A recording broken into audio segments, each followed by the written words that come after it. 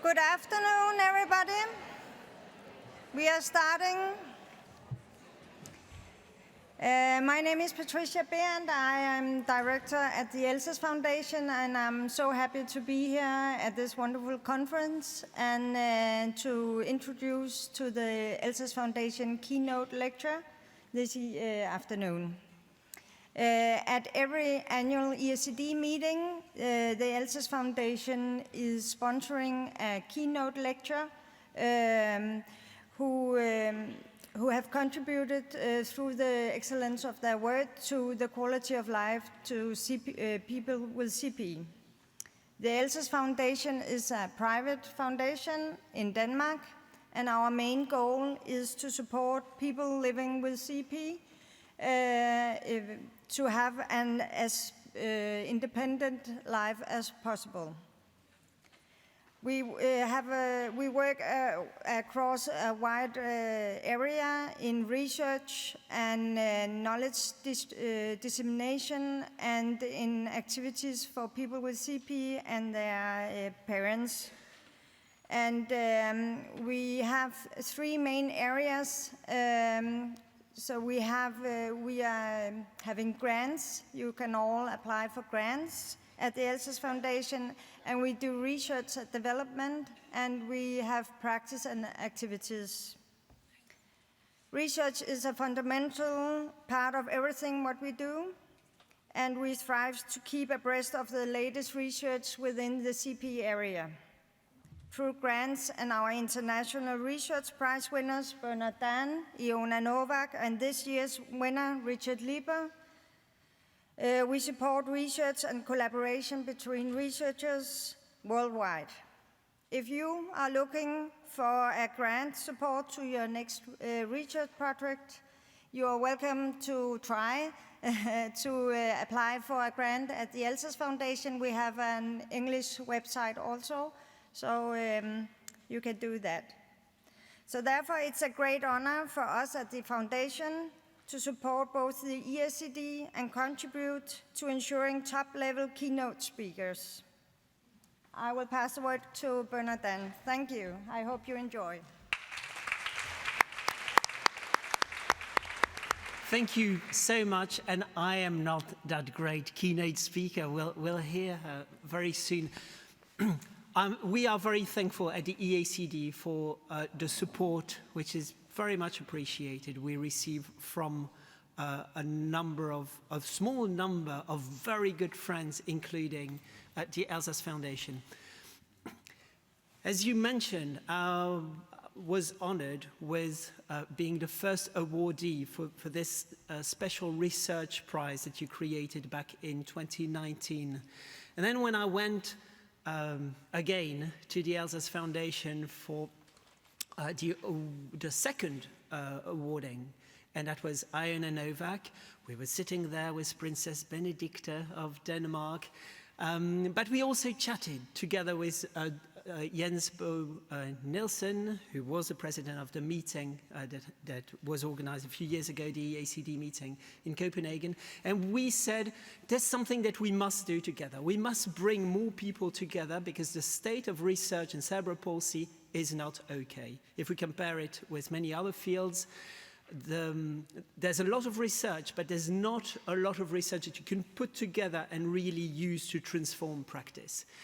And so we had this idea of organizing a meeting of people with lived experience of cerebral palsy, with researchers, with clinicians, with methodologists, and we were welcomed at the Elsass Foundation a few months ago, and we started creating a network which we call, and it's the first day we call it this, well, actually we had a meeting last night, the Cerebral Palsy Global Clinical Trials Network. The idea is to use adaptive designs. If you want to know more about it, I wrote an editorial in the current issue of Developmental Medicine and Child Neurology to do effective collaborative research that can be adapted to provide useful answers for the benefit of people with cerebral palsy.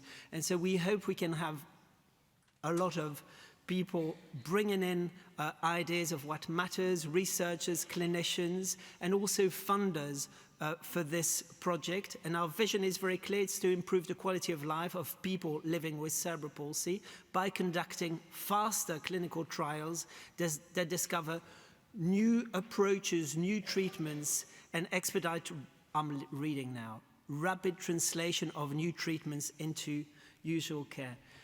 If you would like to be part of it, contact Anina. She's here, but she also to be found on email. She's the new treasurer of the EACD. Anina. She hates when we change letters in her name. Yeah? If not, ask me, and I know how to pronounce it. Thank you so much.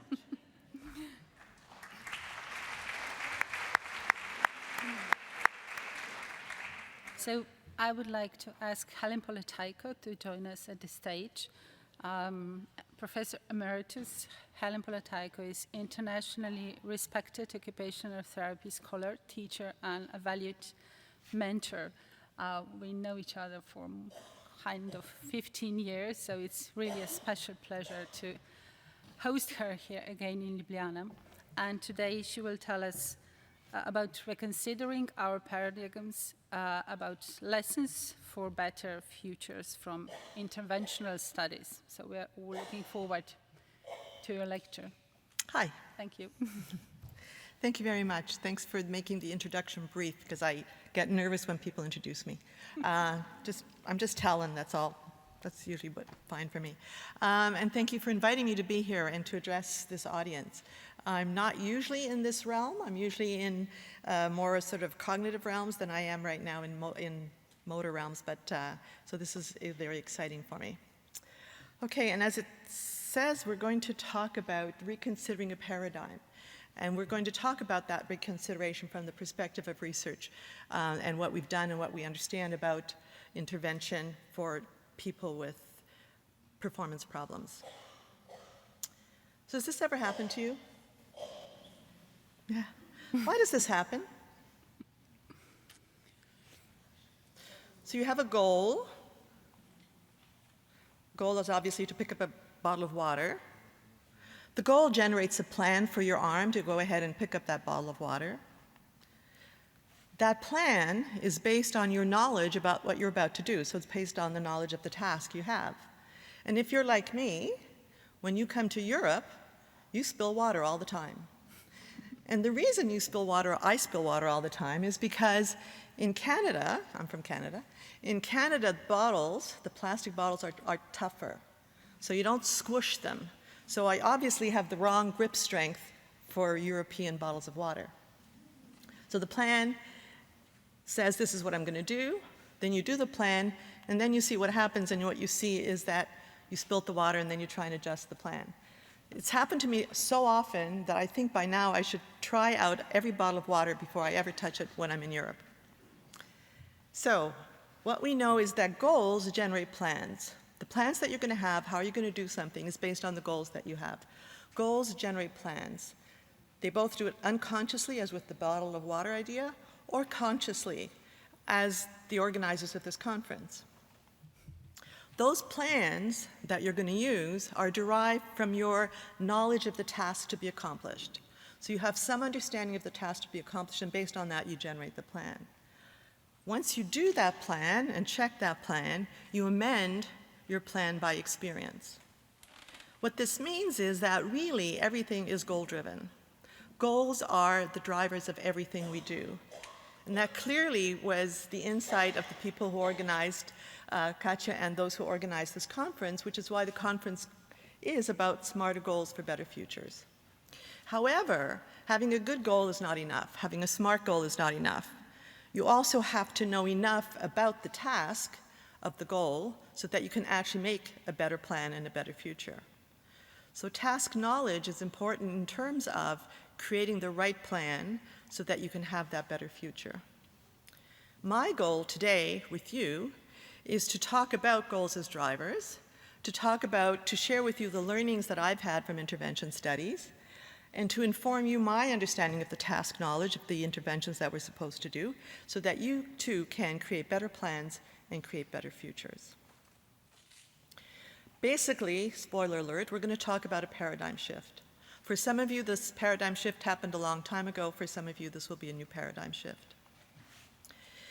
Because I'm talking about intervention studies and because I'm going to be using videos, some of these videos are real clients, actual clients from various research studies. So please do not, one more time, do not record the videos. We don't have the kind of clearance from our studies to allow anybody to record these videos, so please don't record those videos. So, intervention we know is complicated. How do you know what the right intervention is? How do you know for which kind of child, which kind of client to do which intervention? Intervention is very complicated. But as I've already said, the interventions we do are driven by our goals, are driven by the output. And how we put that plan together for that intervention has to do with how we understand the plan, what we understand the intervention is all about, what we understand the needs of the clients are all about. Since goals are drivers, we need to think about how to make the intervention understandable enough so that we can create good plans for knowledge. Now, when I was first starting to practice, and I think in many cases still, the issue was this. So you put together a plan, and then you realize that actually, you know what, you're just hoping that it's going to work. That's not only true in clinical practice, it's also true in research. In research, they call it a hypothesis, so you're okay if it doesn't work. But in clinical practice, it's not so good. So there are things that happen. There are things that that change people's behavior, that where interventions work or where interventions don't work, and those we really don't understand. Historically, at least when I first became a clinician, what I understood was that if somebody's got a problem, what I'm supposed to do is have a deficit-oriented approach, and I'm supposed to do impairment reduction. And I remember the first job interview I ever had, at that time, before then boss, but my interviewer said to me, so what happened, he was working with children with severe intellectual handicap. And he said, so what happens, by the way, if a child needs to learn how to button? How would you go about teaching a child to learn how to dress themselves, and in particular, learn how to button? So I said, well, I don't know. I do know what my teachers told me, but I don't know. And then he said, well, what did your teachers tell you? And I said, well, my teachers told me that buttoning is a visual perceptual, fine motor, bilateral coordination task.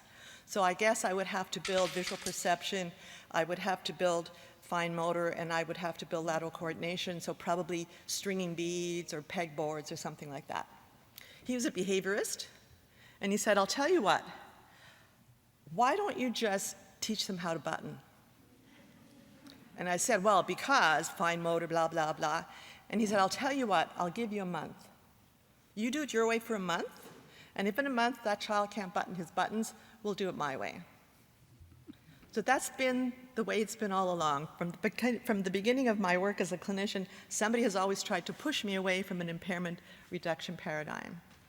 The impairment reduction paradigms come from reflex, from hierarchical models of human behavior. They come from traditional models of development, from traditional neurodevelopmental approaches.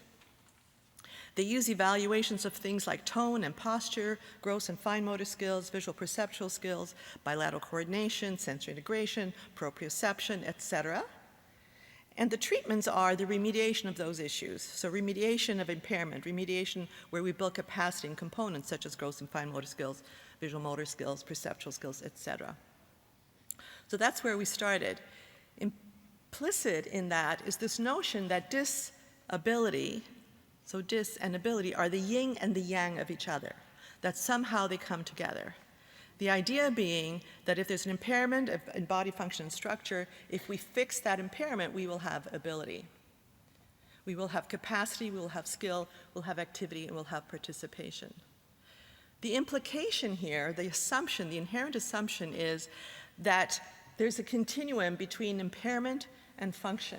If I reduce the impairment, I automatically increase the function.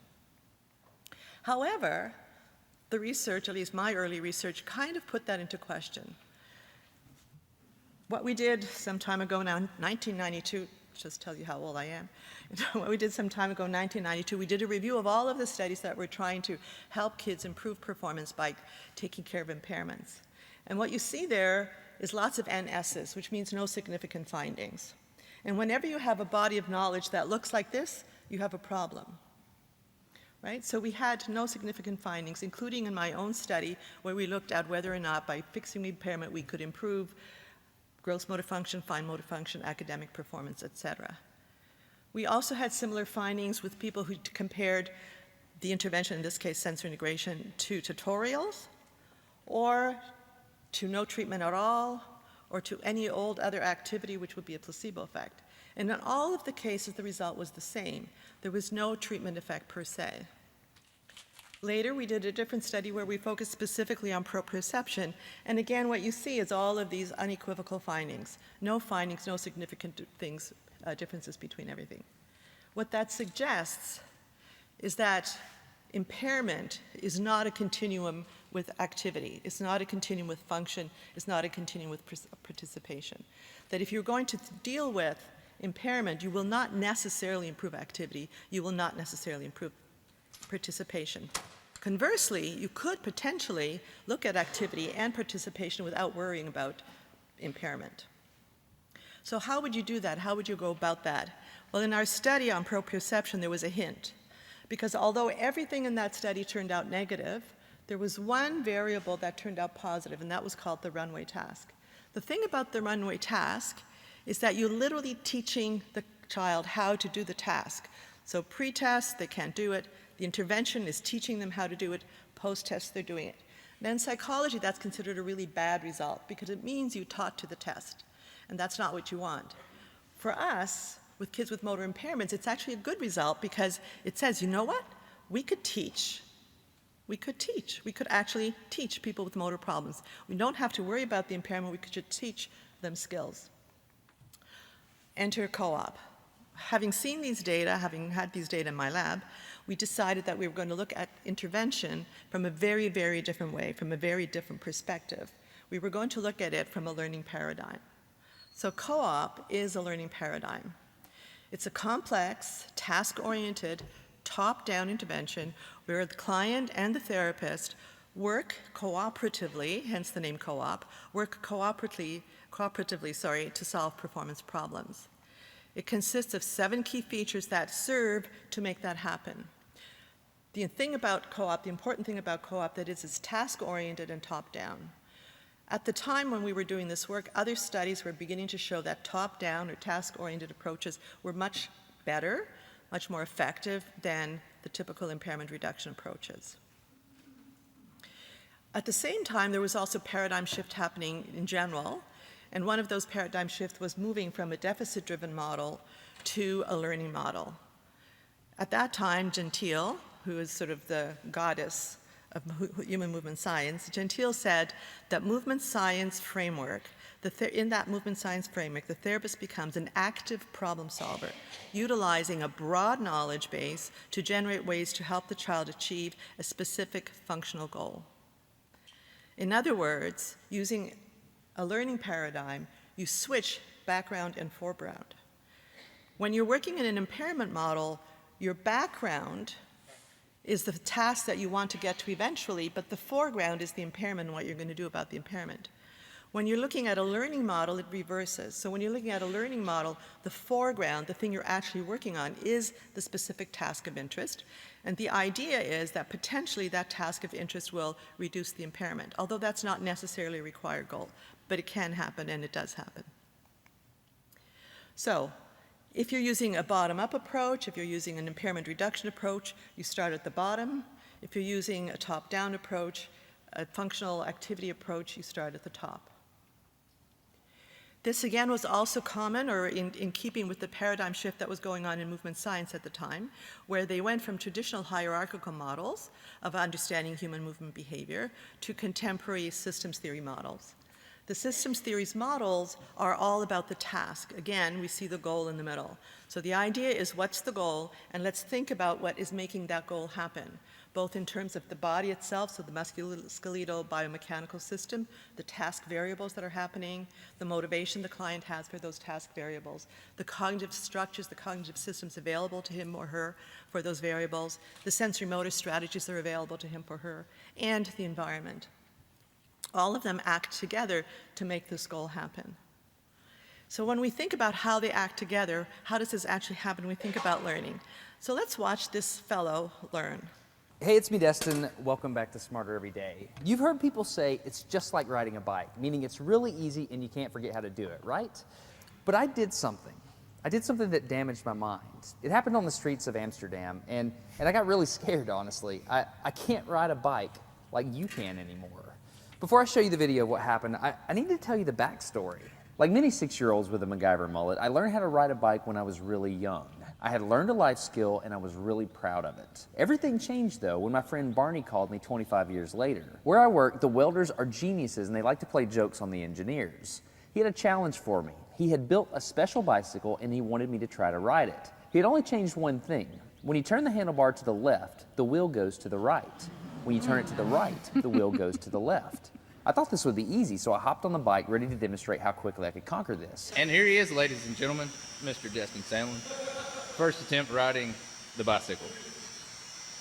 All right. So the faster I go, the better. Yeah. I couldn't do it.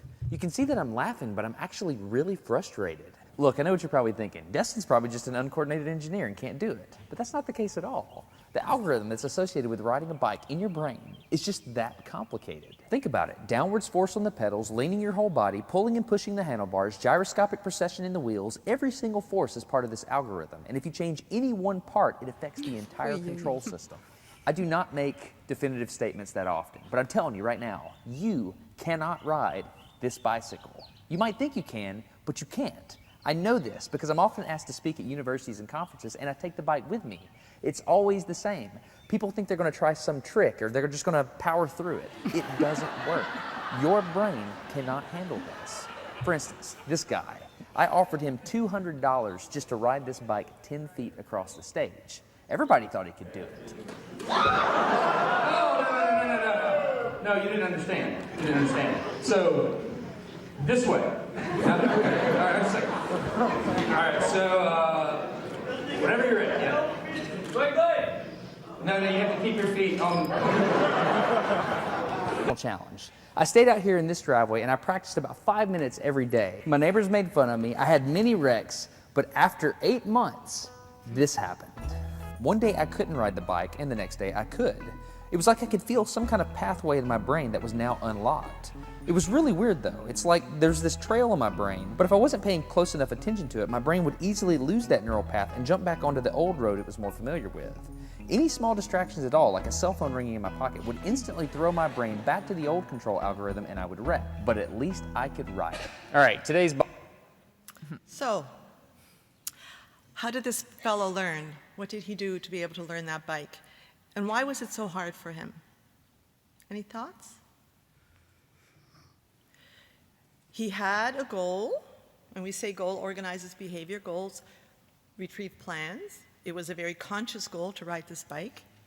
He had task knowledge. He knew that those gears were backwards, and still he couldn't do it. He still couldn't amend by experience. He couldn't amend what he's going to do. And it took him almost a year to do it. So what was this miracle thing that he was waiting for? What was happening? As he says, this thing happened in my brain suddenly. Well, the thing that he thinks happened in his brain suddenly is called learning. It's the brain that does the learning. Learning is synonymous with neuroplasticity. Neural changes, referred to as neuroplasticity, is the capacity of the brain to learn new ways of achieving functions, lost functions or new functions. The way it does that is through what's called the Hebbian learning theory, which is the basic mechanism is the synaptic plasticity. An increase in synaptic efficacy arises from the synaptic cells repeated and persistently stimulating each other. The catchphrase that I like to use, well, others do too, for this, is that cells that fire together, wire together. If you remember that, if that's all you remember, is that cells that fire together, wire together, whenever you're thinking about having somebody learn a skill, you want to think about the relationship between what it is you're doing with that client and the actual skill itself. How similar are they? What cells are firing and what cells are wiring? The basic principles around neuroplasticity and neuroscience of learning is that neuroplasticity is a prerequisite for learning. There has to be neuroplasticity, or the potential for neuroplasticity. Activation of the nervous system increases connections between certain areas of the brain, and selection processes in the brain are the result of enhanced neural connections. Motor learning is rooted in dynamic systems theory, and dynamic systems theory emphasizes that it's the interaction between the person, the environment, and the task that has learning happen. So the task itself, not some other kind of capacity building, but the task itself. The important thing to learn about this is that learning is specific because it's about cells firing together. The task is very specific. And it's very clear to us that tasks are very specific because people who are expert at any one skill are not necessarily an expert at other skills. So just because you're a good swimmer doesn't mean you're a good dancer. Just because you're a good dancer doesn't mean you're a good driver. Just because you're a good driver doesn't mean that you're a good sky jumper, right? The tasks are very, very specific. And the learning is very, very specific. So again, we're thinking about the cells that fire together, wire together. How does this happen? It happens through experience and training. But what specific training do we need? What does our research tell us about the specific training you need? There are basically 4 ways of learning skills. The first one is observational learning. And we think that's how most of us learn most skills, but it's probably not the case. Observational learning is you just watch somebody else do it and then you copy what they did. As clinicians, we use the idea of observational learning a lot when we demonstrate for our clients. When you say, watch me do this, do it this way. When observational learning doesn't work, we go into trial and error mode. So we try something, it doesn't quite work, we try it again, it doesn't quite work. Kind of like we did with setting up this presentation. It took us about an hour of trying different ways to try and get these computers to do what they're supposed to do, but we're here. So eventually we got here. So trial and error learning is a very, very common way of us learning a task. When trial and error learning doesn't work, we go to experts and we get ourselves skill trained. So that's why we have expert coaches, that's why we have coaches who try to teach you how to play golf and other things.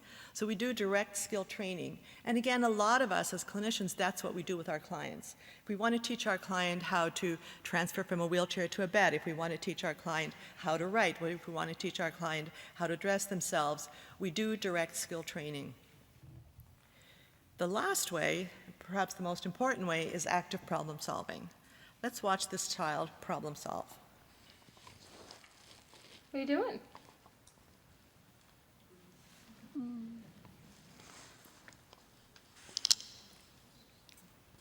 I love how you all just laughed. China is the pants. Is there two touch? Me see. Oh, the doors. No. How's your foot get in there?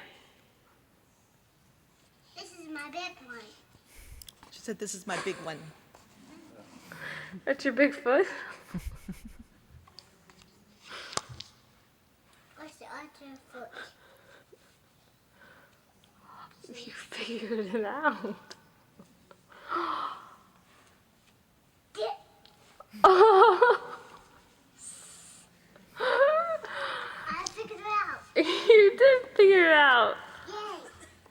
I do it on my own, but all myself.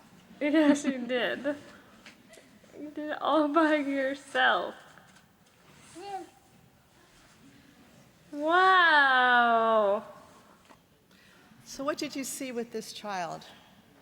We saw some active problem solving. She had a basic understanding of the task. She's got to get her foot in here. The task doesn't work, so she identifies a potential hypothesis as to why the task doesn't work. In this case, it's because it's her big foot. But then all the mom has to say what's happening, and it becomes a trigger for her to try and do something else, and she starts to explore different parts of the piece of clothing she's trying to put on, and she gets it done. Most important for me personally about this entire piece is, first of all, she's very, very young, and we talk about cognition happening later in life, and more importantly, it's the joy that she had at the end. The fact that she figured it out for herself, how proud she was of that, and how joyous she was of that. So we understand that skill learning can happen. It can happen in a variety of ways. And we understand that if you do it through problem solving, it's going to be really, really successful. This is all coming out of the motor learning literature. The motor learning literature implications for intervention are the following. Implications for motor learning principles in neurological rehab is known for many, many years. It's not a new thing at all. The underlying assumption is that principles of motor learning that have been identified in research on healthy individuals would also apply to those with neurological disorders. Now that's an assumption. It's not necessarily given. And if you think back where we talked before that if you reduce impairment, you're going to get function, that's kind of the opposite of that. So it is based on the notion that these apply to people with neurological disorders as well, making them highly relevant for rehabilitation. However, the motor learning literature, the motor learning principles to this day are used very rarely in pediatric occupational therapy and pediatric practice in general. And I would say not just in pediatric practice. So the question is, does this work with people with neurological impairments? Let's look at this performance. 8.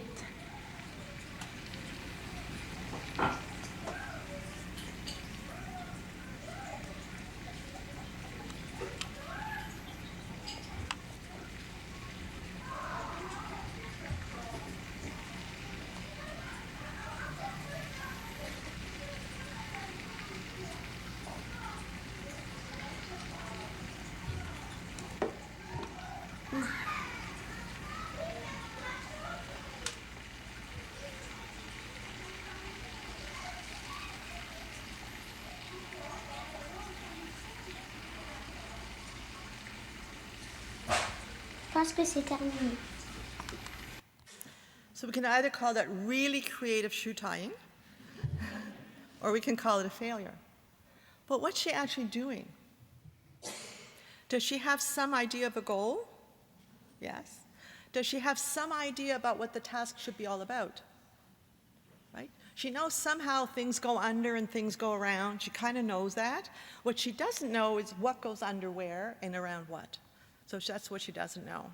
So in terms of the prerequisites where goals drive behavior, where goals give us plans, where derived knowledge brings us goals, where amending an experience brings us better goals, do we think this girl is ever going to get there? She's 8. She's been trying for several years now. What do we think is going to happen? This is what happens. 8. Post-test, lasser les souliers.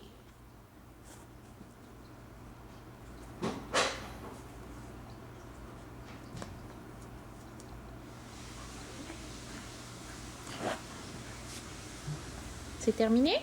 Oui. I'm done. So this is what happens. This is what happens when you do cognitive strategies, when you do co-op. Our intention was to see whether we could take these principles of motor learning, these principles of learning in general, apply them to children with motor deficits and get a result, get an outcome.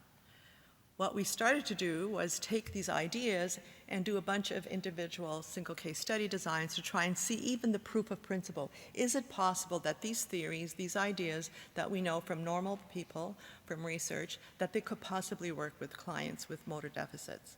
And we did a bunch of studies for a while there, and we found that they always did, they always worked. So we ended up with the co-op approach, which is a complex individual intervention where client and therapist work collaboratively to solve motor problems. It consists of 8 key features that define what the approach is all about. These 8 key features, in particular the 4 that are circled here, so dynamic performance analysis, cognitive strategies, guided discovery, and enabling principles, really make co-op a systematic problem-solving approach to trial and error learning. So co-op is trial and error learning, but through problem solving and in a systematic way. So if you imagine yourself at an ATM machine and you're trying to remember those 4 digits that you're supposed to use the account to try and get the money out of your husband's account, if you randomly keep changing those 4 digits, first of all, there's endless permutations and combinations, and secondly, you won't remember what you did. So you need a systematic way of approaching the problem, of approaching potential solutions. So that's what co-op is about. It's the systematic approach. It's client-centered because we're OTs that developed it.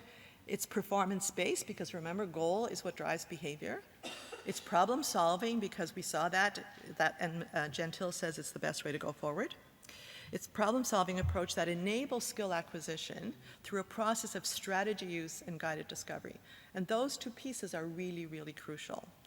So the strategy is a problem-solving strategy, among other things, and that strategy becomes the framework for all of co-op. That problem-solving strategy is augmented by a whole bunch of domain-specific strategies that tell us how to do the specific task that's required. The hypothesis being that strategies are the catalyst for moving from ability to skill. That's what we think is going on. That's what we believe happens. The way that catalyst works is through something we call guided discovery, which is a mode of instruction that varies somewhere between direct discovery learning, which is what kids do in kindergartens. It's the Montessori way. It's the Piagetian way where we let children just play, to very, very specific teaching, which is what I'm doing right now, which is what we do in lectures, which is what we do when we're trying to get our kids to get dressed fast enough to go out to school. And in the middle somewhere sits guided discovery. So just guided discovery is about trying different things out, helping a client to find out what could work and what could not work. So guided discovery is the key point about co-op versus other interventions. The whole purpose of co-op is skill acquisition, strategy use, generalization, and transfer. We talk about generalization and transfer because co-op is within a learning paradigm. And when you're in a learning paradigm, you have to talk about generalization and transfer. Generalization transfer is very, very difficult to obtain. It doesn't happen spontaneously. It doesn't happen naturally unless you're extremely gifted. But it is very, very important that it's specifically addressed. And in most interventions in rehab, it is never even addressed at all, never mind specifically addressed. The whole purpose, therefore, is that clients develop a metacognitive skill of using systematic strategy approaches to solve problems. If we can get this metacognitive skill going, then we can also get generalization and transfer happening. There's now lots and lots of evidence since we started working around whether co-op works. Does it do these things?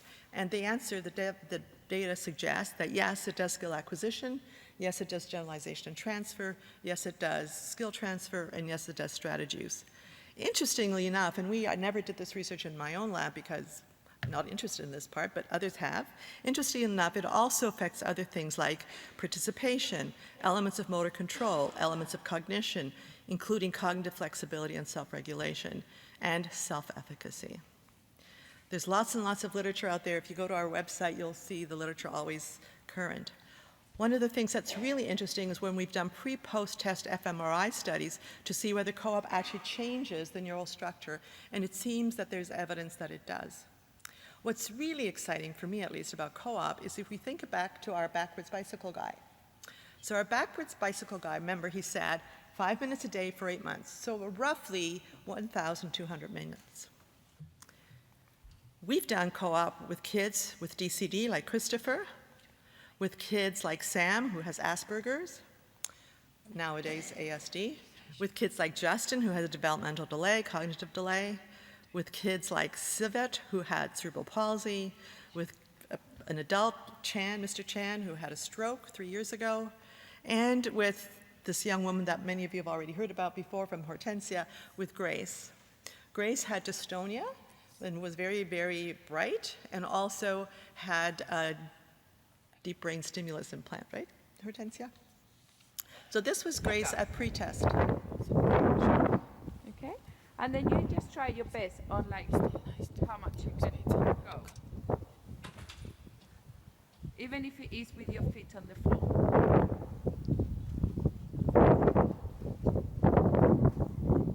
Can you try and get your feet at all on the pedals?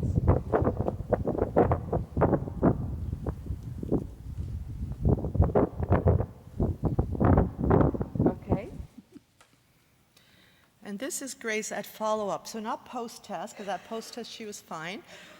After post-test, we went back, Hortensia went back for follow-up about 3 months later, and this is what Grace could do then.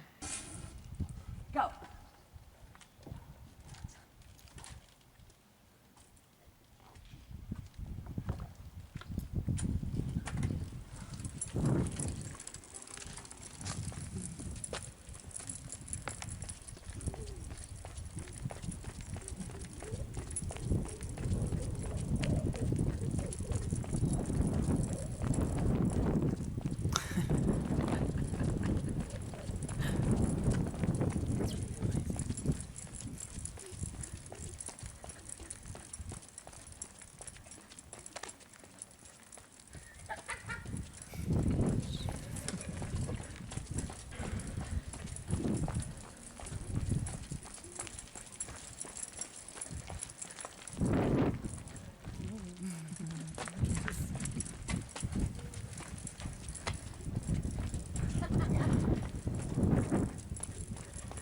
Just go around again.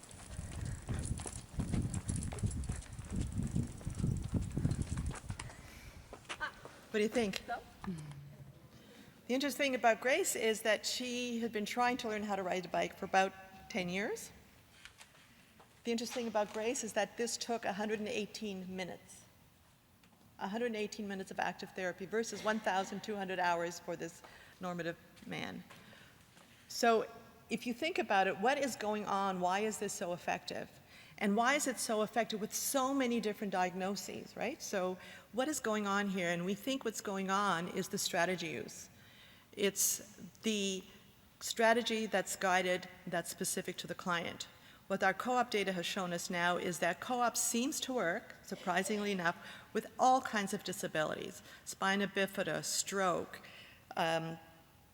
intellectual handicap, ASD, traumatic brain injury, CP, psychomotor kids, young age, preschoolers, I don't want to say psychomotor, preschooler kids. So it seems to work with all kinds of populations. Every time, like right now, I just reviewed an article where somebody's doing co-op with MS. So it seems to work, and it works on all kinds of goals. It's not that it's always bike riding. I know I showed you a lot of bike riding. It's not that it's always bike riding. It could be any goal pretty much that the client wants. We've had goals from things like learning to write my name to planning my wedding to finding a job. It works in all of those cases. More excitingly, it works into generalization and transfer. So here is Michael talking about his goal. His goal is handwriting. Oh, I forgot to tell you, my name is Michael. That's right. Okay, you write that, but remember to keep all those things in mind that we talked about.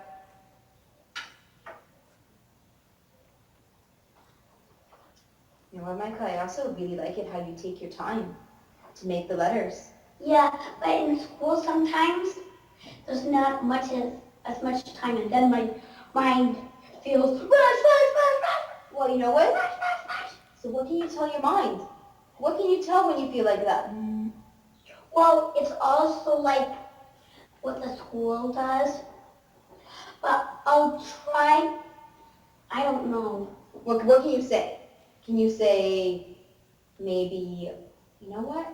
I'm going to slow down. Can you say that?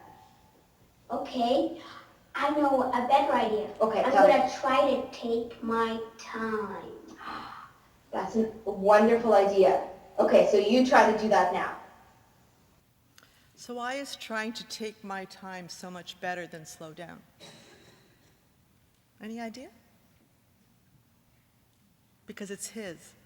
So it's the same thing we saw with the little girl putting up on her pajama pants. It's his idea. What's really good about this, what's really interesting about Michael, is that not only is he thinking about generalization and transfer in terms of right here and now, he's thinking about generalization and transfer into the future. He's doing an analysis of what goes on in the classroom and how the classroom itself is different from the therapy room that he's in here with this therapist. He's understanding, talking about knowledge of task, he's understanding all of the variables within the therapy room that support his ability to perform well there, and understanding how those therapies are missing in the classroom, and that he has to have a different strategy for the classroom. So what we see happening with co-op is not only skill acquisition in really, really rapid times, but also generalization and transfer. Generalization and transfer is the goal of every intervention. None of us do interventions with our clients so that they're only good with us in our therapy rooms. We all do interventions with our clients so that when they go into the real world, it will work for them. We want them to be able to take the skills that they learn with us and use them in the real world. However, generalization and transfer is notoriously difficult. It's often considered the holy grail within the movement science literature. In co-op, we get it. And we get it, we think, because how co-op is different from other approaches. So the differences lie here, that it's about guided discovery. We do not do direct skill training. Direct skill training is a no-no in co-op. It's about dynamic performance analysis, which is what you saw Michael do when he's analyzing what's going to happen to him in the classroom. It's about them understanding for themselves what's going wrong. It's just like the little girl who finally figured out that she was trying to put her foot through the wrong part of her underwear, her pajama pants, sorry. And it's about self-efficacy. So one of the things that happens with co-op, which we didn't intend, but it obviously happens, and it happens again and again, is that self-efficacy changes. At the beginning of co-op approach, compared to other approaches, the kids have low self-efficacy. At the end of co-op, they have high self-efficacy, whereas in other intervention modes, the opposite happens. This is not only true for kids, but it's also true for adults.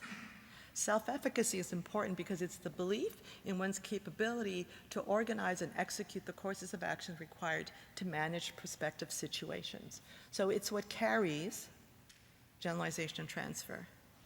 It's important because virtually all people can identify goals they want to accomplish, things that they would like to change in their lives. However, most people also realize that putting these plans into action is not quite so simple. Bandura and others found that an individual's self-efficacy plays a major role in how goals, tasks, and challenges are approached. And I always say for rehabilitation, self-efficacy is probably the single most thing we should worry about. So, what do we know about the assumptions? What do we know about the assumptions now that the principles of motor learning, which have been derived from work and research with typically developing adults and children, we know that learning is learning, that it's not a matter of diagnosis. So we don't now ask, what's your diagnosis before we give you co-op? We ask, what is your performance problem? What do we need to learn? What do we need to do about it? We know that goal-directed problem solving is a driver. If we can get goal-directed problem solving, we're going to get success. We know that strategy is the catalyst. It's the thing that makes it all happen. We know that guided discovery is the change agent. That's what we have to do to make sure that the person learns how to change their self-efficacy, learns how to use performance analysis, learns how to use strategy. And finally, it seems, based on research from one of my PhD students, that self-efficacy is what carries the generalization and transfer. The implications of this in terms of reconsidering our paradigms, where I asked you to start, was that you want to think about the relationship between the goal and the intervention. So if your goal is around impairment reduction, then of course you're going to use a medical model because that's appropriate. If, however, your goal is around activity, performance, function, then you need to use a learning paradigm.